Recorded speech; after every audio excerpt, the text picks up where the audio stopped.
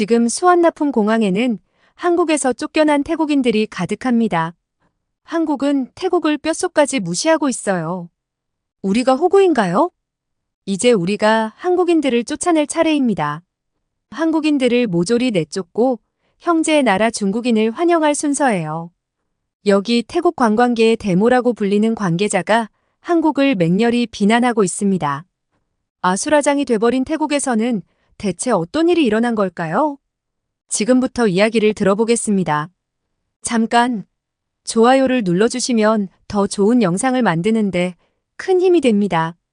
안녕하세요. 전 태국 외교부에서 근무하는 30대 수판이입니다. 요즘 태국이 한국에게 객기를 부리더니 한바탕 난리가 나서 한국 분들께 진상을 알려드리고자 사연을 보냅니다. 제가 외교부에 입사한 지 5년이 넘었지만 이렇게 대책회의를 많이 하는 건 처음이에요. 대체 왜 이런 고생을 사서 하는 건지 외교부 밖에 계신 분들은 내막을 잘 모르시겠죠. 제가 이런 난리통에도 퇴사하지 않고 버티는 이유는 딱 하나예요. 저는 어릴 때부터 국제관계나 외교에 관심이 많았거든요. 그래서 여러 나라 문화를 이해하고 그 나라들과 태국 간의 교류를 촉진하는 역할을 맡고 싶다는 꿈을 꾸게 되었죠. 결국 전공을 국제관계와 정치학으로 결정했습니다. 결정적인 계기가 된 건 미스 태국 대회였어요.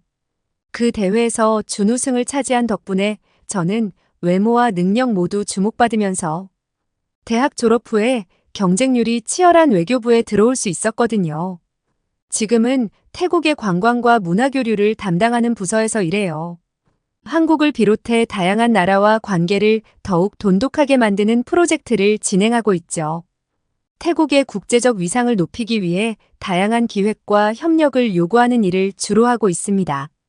그런데 최근 태국 내 한국 여행에 대한 부정적인 여론이 형성되고 있다는 걸 알았어요. 한국 여행 금지라는 해시태그가 소셜미디어에서 급격하게 퍼지기 시작한 거죠.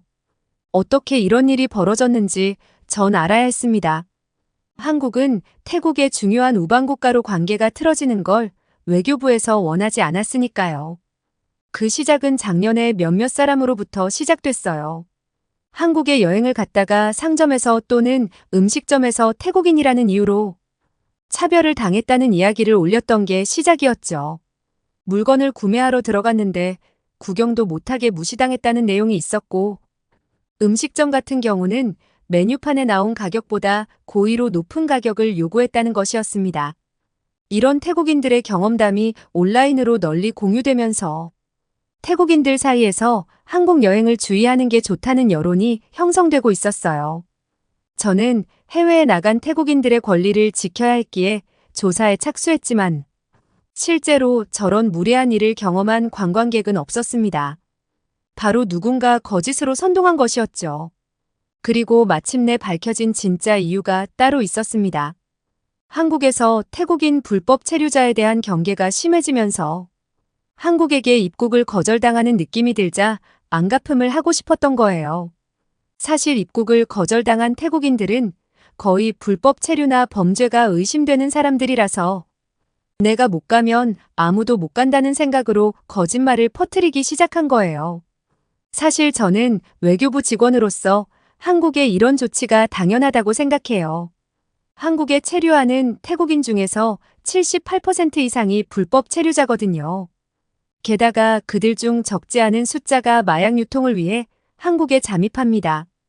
지난 4월에는 평범한 외국인 노동자로 위장한 태국인들 70명이 조직을 꾸려서 대한민국 전국에 마약 41억 원 어치를 유통했다가 검거되었어요. 제 동기가 마약 사범을 태국으로 인도하기 위해 태국 경찰청과 한국 정부와 긴밀하게 소통했던 터라 한국 정부의 고충을 잘 알고 있거든요.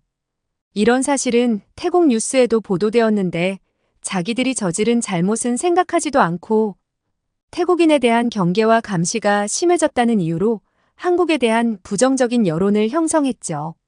한국 여행을 위한 서류 준비나 입출국 때 겪었던 번거로움들이 SNS에 도배됐거든요. 이제 태국 내 국민들은 한국 여행은 이제 너무 힘들어 라는 여론에서 한국이 태국을 무시한다는 여론으로 번져가기 시작했어요. 예전부터 중국과 친밀한 교류를 형성하고 있던 태국 여행업협회는 이 기회를 놓치지 않더군요. 이건 비공식적인 이야기지만 태국은 관광으로 먹고 사는 나라라서 여행업협회장이나 임원직을 유지하려면 꽤 막대한 비용과 정치적 능력이 요구되는데 그 많은 자금과 탄탄한 권력이 거대 중국에서 흘러나왔다고 생각하는 사람들도 있었어요. 그들은 한국 여행에 대한 태국 내 부정적인 여론이 확산하자 이를 기회라고 생각했는지 한국을 비하하는 발언을 공공연히 하기 시작했습니다. 심지어 태국여행업협회 유타차이 순돌라타나버 부회장은 인터뷰를 통해 한국은 이제 태국인에게 더 이상 매력적인 여행지가 아니라고 말하며 한국에 가더라도 특별하게 구경할 곳은 없다고 덧붙였는데요. 그의 요지는 그랬습니다. 한국은 이미 태국인들이 많이 방문했기 때문에 더 이상 태국인들에게 특별한 장소가 아니라는 거죠. 굳이 반복해서 방문할 필요가 없다며 한국 관광 인프라를 주변 중국과 비교해 부족한 점이 더 잘 드러난다고 말했습니다. 한국은 쇼핑이나 문화체험 면에서 선택의 폭이 좁은 건 사실이라고 말하면서 중국을 더 나은 대안으로 제시했어요. 중국 여행은 한국 여행 비용에 비해 상당히 저렴하다는 점을 여러 차례 강조했거든요. 여러 번 다녀와도 한국과 다르게 갈 곳이 많다며 중국 대륙의 다양성을 강조하기 시작했습니다. 결국 태국인들이 합리적인 가격으로 다양한 관광지와 쇼핑을 즐길 수 있다며 중국을 추천하기 시작한 거죠. 내막을 아는 우리는 황당했지만 이런 얼토당토 않는 말을 태국 국민들은 철석같이 믿더라고요. 중국 정부는 태국인을 대상으로 여행 지원금을 지급하며 양국 간의 관광 활성화를 촉진하기 시작했어요. 거기에 중국과 태국 간의 무비자 협정까지 체결되어 태국인들 입장에선 중국을 여행하기 쉬워졌습니다. 그리고 얼마 지나지 않아 중국 관광객들이 태국으로 대규모 입국하면서 자연스럽게 태국인들 역시 한국보다 중국이나 일본을 선택하게 되더군요. 하지만 제 업무적으로 본다면 태국 내 한국의 부정적인 발언들이 확산하는 건 결국 좋지 못했어요. 외교부 직원인 저는 한국과 우호적인 관계를 망치는 게 더 손해라고 확신했거든요. 그렇다고 제가 한국에 대해 특별하게 호감을 가지고 있거나 무슨 기대가 있던 건 아니었어요. 다만 많은 나라들과 좋은 관계를 유지하고 태국의 이미지를 더 좋게 만들어야 하는 제 입장에서 긴장하게 만드는 요인인 건 분명했죠. 이 상황을 관찰하면서도 개인적으로 큰 반발감은 없었어요. 다만 시간이 지날수록 점점 더 상황이 어려워지고 있다는 것만 인식할 뿐이었습니다. 처음에 중국인 관광객들이 대규모로 유입되면서 태국 내 분위기도 상당히 좋았어요. 하지만 얼마 지나지 않아 중국인 관광객들로 인해 여러 문제가 발생하기 시작했습니다. 자잘한 문제를 여러 개 이야기하는 것보다 가장 강렬했던 한 가지를 이야기하는 게 좋을 것 같은데요. 아마 여러분들이 들으신다면 충격적인 건 둘째치고 정말 황당할 거예요. 한 중국인 관광객이 태국의 신성한 사원에서 대놓고 용변을 본 사건이 있었거든요. 이 사건은 태국 국민에게 큰 충격을 줬을 뿐 아니라 태국 언론에서 대대적으로 보도하며 태국 관광 역사상 최악의 불상사로 아직도 거론되고 있답니다. 심지어 사원 화장실에서 알몸으로 몸을 씻고 발을 씻어대서 태국에서는 이 사진을 인쇄해서 공공질서 교육용 책자를 만들기도 했어요. 하지만 중국에서는 적반하장으로 안내 표지가 부족해서 그랬다는 황당한 주장을 펼쳤죠. 그날 역시 많은 관광객으로 붐비던 오후였어요. 사람들이 북적이는 관광지 한복판에서 갑자기 한 중국인 관광객이 서성이는 모습이 목격되었죠. 그 상황을 지켜보던 태국인들은 그가 뭘 하려는지 몰랐다고 말했습니다. 무언가 안절부절 못하는 모습이었지만 중국인 외에 다양한 사람들이 방문한 태국의 관광 명소에서 상식적으로 뭘 한다고 생각하긴 어려웠으니까요. 하지만 곧 믿을 수 없는 장면이 눈앞에서 벌어졌다고 전하며 아직도 믿어지지 않는다는 듯 저에게 호소하더라고요. 중국인 관광객은 아무렇지도 않게 바지를 내리고 그 자리에 주저앉아 용변을 보기 시작했다고 말입니다. 더 어이없었던 건 중국인의 표정이었다고 전했어요. 용변을 보는 중국인은 자신이 어디에 있는지 상관없다는 듯 상당히 평온한 얼굴로 태연하게 볼일을 보고 있었기 때문이죠. 저에게 그 상황을 전해준 태국인뿐만 아니라 주변에 있던 모든 관광객은 말 그대로 경악했답니다. 누구도 눈앞에서 펼쳐진 상황을 믿기 어려웠겠죠. 어린아이라도 이해하기 어려울 텐데 다 큰 성인이 길거리 한복판에서 똥을 싸다니 무슨 일이 벌어진 건지 이해하는데 시간이 필요했던 것 같아요. 숨죽여 상황을 이해하려고 애쓰던 사람들이 하나둘 비명을 지르며 뒷걸음질 치기 시작했던 거죠. 도대체 이곳에서 무슨 짓을 하는 거냐는 외치는 소리가 들리며 관광객들은 발 빠르게 사라지기 시작했고 그곳에 있던 태국인들은 자존심이 상하면서 상당한 모욕감을 느끼고 있었습니다. 태국뿐만 아니라 모든 나라가 그렇겠지만 관광객들이 많이 모인다면 그 장소가 그 나라에 얼마나 큰 의미겠어요. 그런 역사적, 문화적으로 중요한 장소에서 용변을 보다니 이건 심각한 문화적 모독이었죠. 그 사건이 일어난 직후 주변에서 청소하던 태국인 직원들 역시 혼비백산하며 황급히 상황을 정리하려고 했지만 이미 상황은 걷잡을 수 없을 정도로 퍼지고 있었습니다. 비명과 함께 도망치는 관광객들, 이를 어떻게 대처해야 하는지 경험이 없는 현지 가이드들, 언론사들은 이 사건을 보도하며 태국인들이 느꼈을 분노를 고스란히 전했어요. 태국인들은 모두 하나로 입을 모아 말했거든요.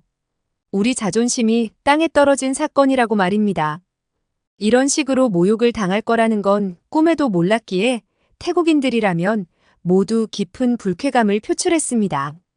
결국 이 사건은 중국인 관광객들의 무례한 행동이라는 수준을 넘어서 태국 사회 전반에 중국인 관광객들에 대한 분노를 불러일으키는 계기가 되었죠. 이 사건이 일어나기 전에도 사찰이나 자연 유적지에서 중국인 관광객들은 시끄럽게 떠들거나 사진 촬영 금지 구역에서 사진을 찍는 일로 문제가 많았어요. 태국인들이 중요하게 여기는 규칙들을 무시하는 행동들을 자주 보였던 거죠. 쓰레기를 무단으로 버리는 것, 금지된 구역에 들어가 자연을 훼손하는 일들이 중국인 관광객들 사이에서 빈번하게 발생하고 있었는데 이 사건으로 태국인들에게 참을 수 없는 한계점을 넘어선 충격적인 모욕으로 기억되며 중국인 관광객들을 대상으로 규제나 개선 요구를 해달라는 태국 국민의 목소리가 높아지게 되었습니다. 그 사건을 그 현장에 있던 태국인 직원에게 전해 듣던 날, 중국인과 전혀 다른 대처를 했던 한국인 가이드 민철의 이야기도 들을 수 있었어요. 태국인 직원은 용변을 본 중국인을 이야기할 때면 당혹스러움을 넘어 분노의 표정으로 한참을 연설했는데요. 한국인 민철을 이야기할 때면 드라마 속 남자 주인공을 이야기하는 것처럼 표정이 변하더군요. 온화한 표정으로 세상 그렇게 다정한 남자는 없을 거라고 말입니다. 그러면서 덧붙이길 한국인 민철이 그 현장에 없었다면 아마 그날 상황은 더 엉망이 되었을 거라고 말했죠. 정말 신사적인 분이라며 한국인 민철을 높이 평가하는데 저는 그 한국인이 궁금해지기 시작했습니다. 다들 우왕좌왕하며 정리를 하지 못하는 상황에서 한국인 민철은 침착하게 그 문제를 해결하는데 앞장섰다고 전했거든요. 그 모습을 보며 태국인 직원들이 느꼈던 분노와 충격이 조금 사그라지면서 우선 상황을 수습해야겠다는 생각이 들었다고 말했죠. 그때 갑자기 저에게 그 상황을 전해주던 태국인 직원이 누군가를 향해 반갑게 손을 흔들었습니다. 그리곤 말했죠. 저기 걷고 있는 저 한국인 남자가 바로 민철이라고요. 상황을 수습해준 민철에게 고마워서 감사의 인사와 함께 조그마한 기프트 세트를 전해주려고 약속을 잡은 거였습니다. 반갑게 손을 흔들어 아는 척하는 태국인 직원에게 한국인 민철 역시 반갑게 웃으며 손을 흔들어 주더군요. 길을 걷다가 멈추고 친절하게 손을 흔들어 주는 그 모습에 짧은 순간이었지만 상당히 다정한 사람일 거라는 걸 짐작할 수 있었어요. 제가 본 한국인 민철은 단정한 머리에 깔끔한 옷차림, 짙은 눈썹에 맑은 눈빛으로 차분한 성격이 그대로 드러나는 것 같더군요. 잠깐 인사하는 와중에도 잔잔하게 옅은 미소를 머금고 있었는데 억지스럽지 않고 자연스러워 보였죠. 인사를 마치고 고든 자세로 여유롭게 걸어오는데 그 모습은 신뢰할 수 있는 사람이라는 인상을 주기 충분했어요. 어떤 상황에서도 침착함을 유지할 것 같은 모습이었거든요. 한국인 민철의 모습을 보며 태국인 직원이 말했습니다. 한국은 이런 사람들이 많아서 이미지가 참 좋다고 말이에요. 저 역시 그 말에 공감하며 멀어지는 한국인 민철을 꽤 오랫동안 바라보고 있었습니다. 중국인 관광객들의 무례한 행동은 계속되었어요. 시간이 흐를수록 태국 내부에는 자연스레 그들의 불만이 커질 수밖에 없었죠.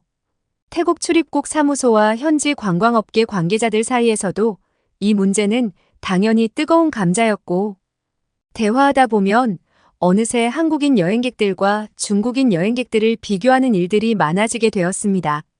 태국은 관광업이 상당히 중요한 국가이기 때문에 외국인 관광객들이 어떻게 태국 문화를 받아들이는지 상당히 민감하거든요. 태국 외교부는 현 사태를 정확하게 파악하길 원했어요. 그래서 출입국 사무소를 찾아가 대화를 나누며 실제 분위기를 살펴보았죠.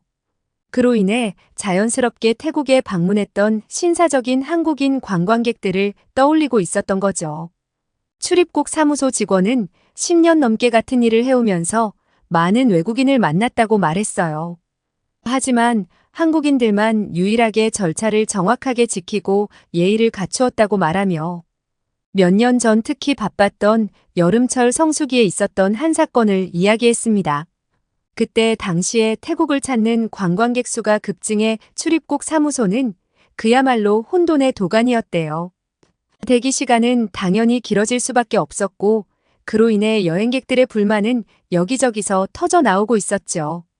직원들은 항의에 시달리며 업무를 처리했지만 길어지는 줄로 인해 새치기 하는 사람, 사소한 실수에 매우 화내는 관광객들로 스트레스는 최고조에 달했다고 하더군요. 그때 한 무리의 한국인 여행객들이 대기하고 있었대요. 무더운 날씨, 많은 대기줄에도 불구하고 줄을 조용히 서서 차례를 기다리는 게 인상 깊었다고 말했죠. 다른 여행객들은 불만을 표출하고 있었지만 한국인들은 묵묵히 자신들의 차례를 기다리며 준비한 서류를 몇 번이고 확인하고 있었대요. 출입국 직원은 한국인들의 차분한 모습이 계속 눈에 띄었고 결국 그들의 차례가 다가왔을 때 준비된 서류를 제시해달라고 말했다고 전했어요. 그러자 한국인들은 미리 준비된 여권과 비자 서류를 건네며 부드럽게 웃었고 그들이 전해준 서류를 검토했을 때 모두 완벽했기에 그동안 스트레스가 사라지는 느낌까지 받았다고 말하더군요. 그 바쁘고 정신없는 상황에서도 한국인들만 매끄럽게 출입국 절차가 진행되었고 정말 오랜만에 기분 좋은 업무 경험을 했기에 몇 년이 지난 지금도 잊히지 않는다고 말했답니다. 한 예일 뿐이었지만 사실 동료들 사이에서 한국인들은 질서 있고 정중한 태도로 좋은 인상을 가지고 있다고 말했죠. 그런 이유로 출입국 직원들은 한국인들이 더 많이 왔으면 좋겠다는 우스갯소리를 한다는 말도 전해주었어요. 저 역시 이야기를 들으면서 한국인 관광객들에 대한 좋은 인상을 가지게 되었죠. 이야기를 듣다 보니 왜 태국에서 한국인 여행객들을 선호하며 외교부에서도 이 사태를 바로 잡고 싶어 하는지 알 것 같았어요. 하지만 이내 표정은 짜증나고 화나는 표정으로 바뀌었어요.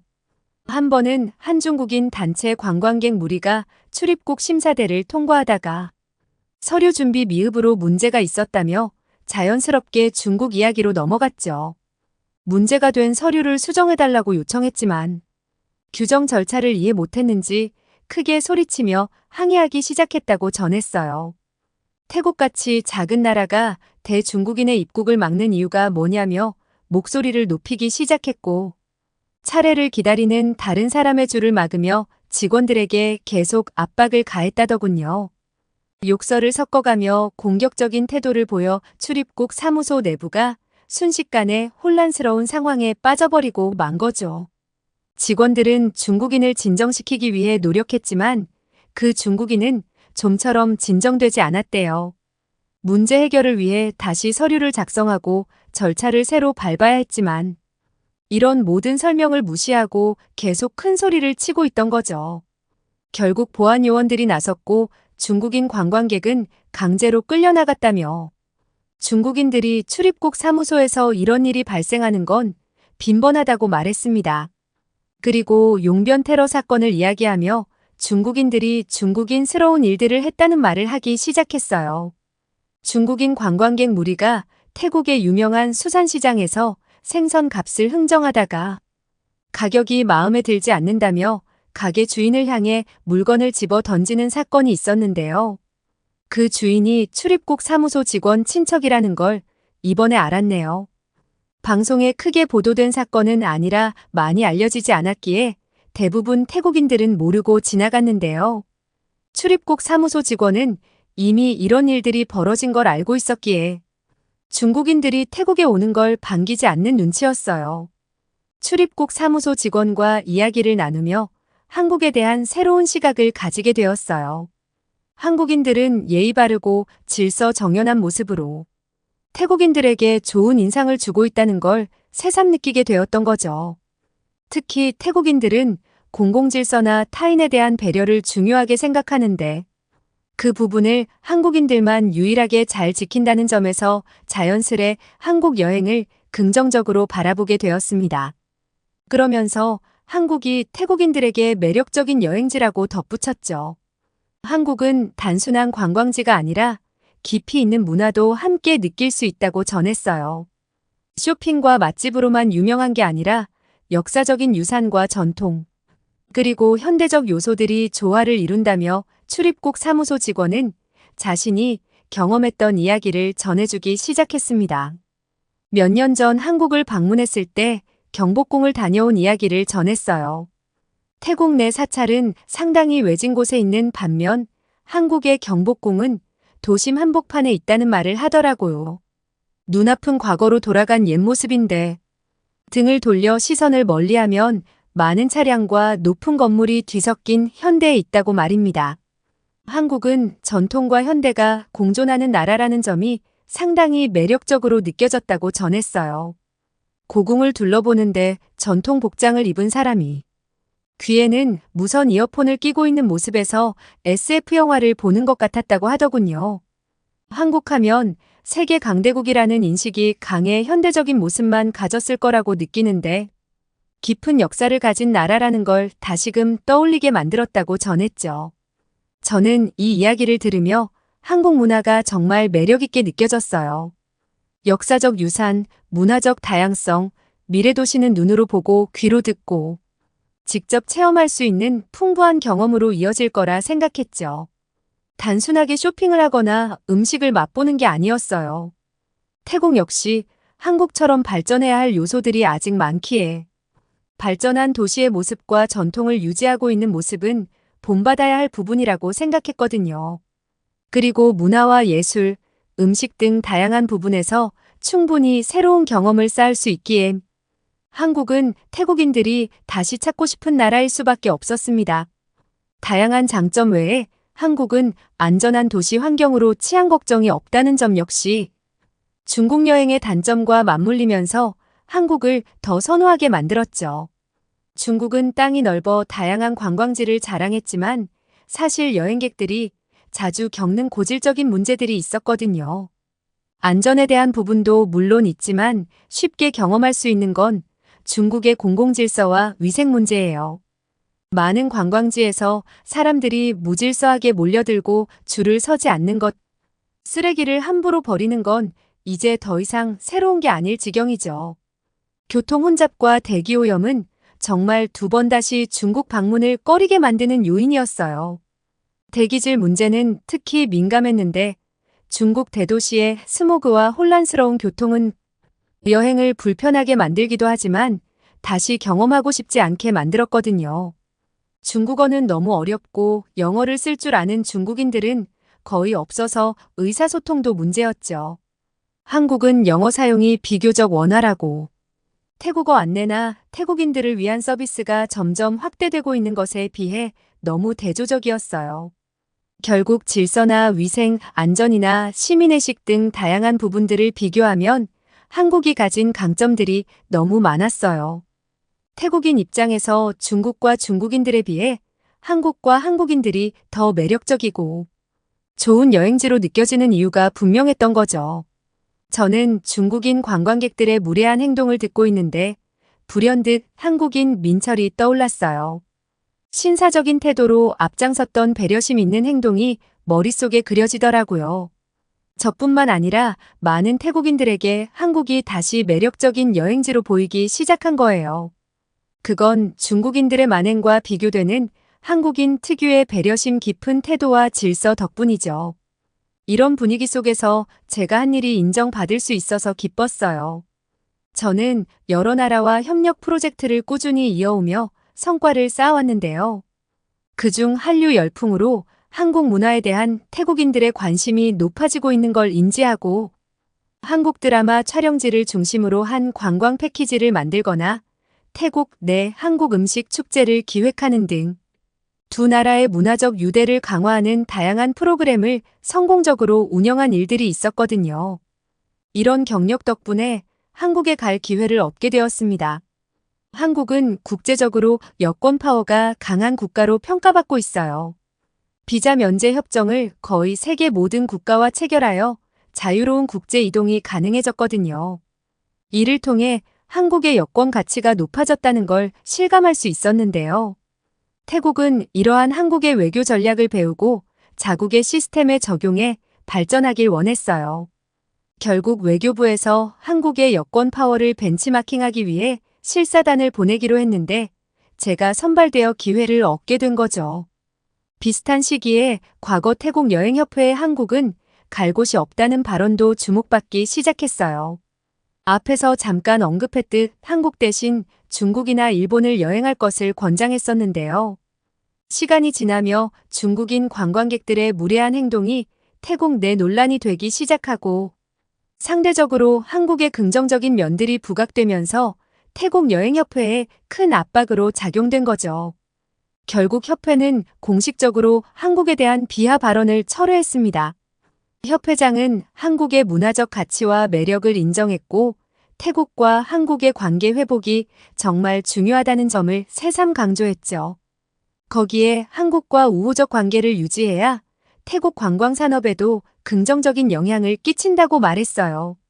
이런 변화를 직접 겪으며 태국이 한국에 큰 잘못을 저질렀다는 걸 실감했어요. 그리고 우리는 한국에 진심으로 사죄하고 선진 한국의 시스템을 배우고자 한국으로 출발했습니다. 그렇게 저는 외교부 실사단의 일원으로 한국 땅을 밟게 되었어요. 저는 한국의 출입국 시스템을 관찰하며 얼마나 빠르고 효율적으로 처리되는지 눈으로 직접 봤는데요. 대기 시간이 짧았고 다양한 안내 시스템이 잘 마련되어 외국인들이 언어 장벽 없이 절차를 밟을 수 있더라고요. 전자비자 시스템을 통해 빠른 비자 발급이 가능하다는 점이나 출입국 관리가 자동화되어 빠르게 처리할 수 있는 점들은 한국의 선진화된 기술을 보여주었는데 태국에도 도입했으면 싶었답니다. 그렇게 다방면에서 공식적인 임무를 수행하던 중 저는 불가피하게 난처한 상황에 처하게 되었어요. 한국의 비자 발급 시스템에 대한 조사를 마치고 숙소로 돌아가려고 택시를 탔죠. 택시에서 내리려고 지갑을 찾는데 지갑이 보이지 않았어요. 어디선가 잃어버린 것 같았는데 주위를 둘러봐도 낯선 도시에 저를 도와줄 사람은 없었습니다. 이러지도 못하고 저러지도 못한 채 같이 온 일행에게 전화를 걸었어요. 하지만 다들 멀리 떨어져 있어서 당장 도움을 줄 수 없는 상황이었습니다. 그렇게 당황한 채로 이러지도 저러지도 못하고 있는데 마침 익숙한 얼굴이 눈에 들어왔습니다. 그 사람은 바로 태국에서 만났던 한국인 민철이었어요. 제 동료가 마침 가이드 업무 연장을 위해 여권을 재발급받으러 한국을 찾은 민철에게 도움을 요청한 거였죠. 민철은 손을 흔들며 헐레벌떡 저에게 다가왔고 그제서야 정신이 들었던 전 쥐구멍에라도 숨고 싶었습니다. 민철은 곤란해하는 저에게 자초지종을 묻더니 저 대신 택시비를 내주었죠. 그리곤 민철은 제가 곤란해하지 않도록 언제 한국에 오셨냐며 반갑게 일상적인 이야기로 넘어가며 저를 안심시켰어요. 저는 민철의 배려심 깊은 모습에 다시 한번 깊은 인상을 받게 되었죠. 저는 제 대신 결제를 해준 민철에게 태국에서 있었던 일들과 한국에 제가 오게 된 이야기를 하며 서로의 안부를 주고받았어요. 민철은 한국에 들어온 김에 6개월 정도 푹 쉬고 태국으로 돌아갈 거라고 했어요. 그 순간 저도 모르게 아쉬움이 밀려왔습니다. 한동안 태국에서 다시 민철을 볼 수 없다니 묘한 감정이 점점 깊어지고 있는 걸 느꼈죠. 저의 곤란한 상황에 도움을 준 것뿐만 아니라 대화를 나누며 보여준 그의 사소한 행동 하나, 말투 하나가 저에게 따뜻하게 느껴졌거든요. 제가 이야기할 때마다 공감하며 제 말에 귀 기울여주는 모습에서 지금껏 느껴보지 못한 감정에 저 스스로 당황하기도 했거든요. 그렇게 그와의 짧은 만남을 뒤로하고 나머지 한국 일정을 예정대로 진행한 후 태국으로 돌아왔는데요. 민철과의 재회를 떠올리는 게 요즘 제 유일한 낙이에요. 한국을 떠나기 전 다시 한번 민철을 만났거든요. 누가 먼저라고 할 것도 없었죠. 다시 만난 민철과 대화는 어색하지 않았어요. 오히려 점점 더 그에 대한 궁금증이 커지는 걸 느꼈습니다. 민철은 저에게 한국의 겨울에 대해 알려주었어요. 다양한 축제, 겨울 풍경 그리고 제가 느껴보지 못했을 추위에 대한 이야기를 해주었죠. 특히 눈 내린 경복궁과 한옥마을의 고즈넉한 풍경을 말해주는데 제가 본 모습과 또 다른 동화 속 한 장면처럼 느껴지더군요. 민철의 이야기를 들으면서 자연스레 한국의 겨울 모습이 궁금해지기 시작했어요. 민철은 그런 저에게 겨울에 다시 오면 꼭 함께 그 풍경을 같이 보러 가자고 말했습니다. 그 말에 저 역시 미소를 지으며 꼭 오겠다고 답했고요. 그 순간 짧았지만 서로의 마음을 확인했다는 걸 알 수 있었어요. 우리 사이에 무언가 특별한 것이 있다고 말이에요. 그렇게 한국을 떠나 태국에 돌아왔지만 다가오는 겨울 한국에서 만날 민철과 한국의 겨울이 기대됩니다. 이번엔 공식적인 업무가 아닌 민철과 특별한 시간을 보내기 위한 개인적인 여행이 될 거예요. 그렇게 저는 태국으로 돌아왔지만 다가올 겨울이 무척 기다려지는 요즘입니다. 지금까지 태국에서 수판이님의 사연이었습니다. 사실 태국 외교부 직원들과 공무원들은 예의 바르고 정중한 한국 관광객들을 참 좋아한다고 하는데요. 한국 내 태국 불법 체류자 문제가 하루빨리 해소되고 걱정 없이 관광객이 드나들 수 있는 환경이 되었으면 좋겠네요. 오늘 영상이 좋으셨다면 구독과 좋아요, 알림 설정 부탁드립니다. 지금까지 감동특공대 윤하경이었습니다. 시청해주신 여러분 감사합니다.